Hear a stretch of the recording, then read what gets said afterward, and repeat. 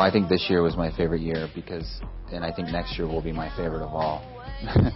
Because we're definitely moving towards the end, and I think every episode of this show now becomes full. It's very loaded, and there's going to be a lot happening, and there's going to be people who perish, and it's going to be loaded because the audience has been with these characters now for 5 seasons, and I think that the end and how it's going to come to an end will be very, very, I think, very powerful for them, and I'm really looking forward to it.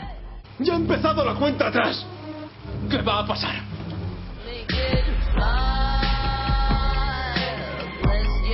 It's going to be a mix of feelings for me. There's going to be a part of me, there's a part of me that's very excited for the next chapter of my life.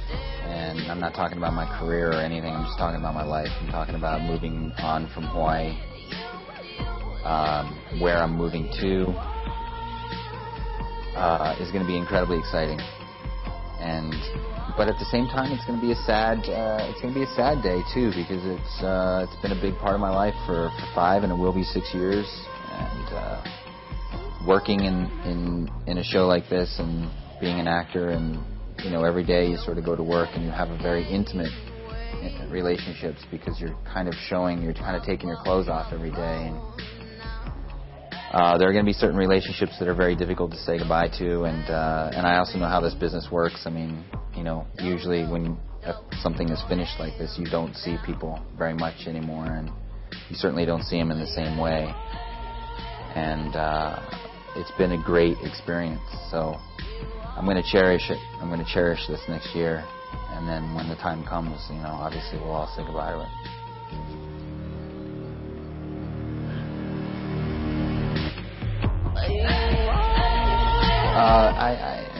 Choosing one would be tough.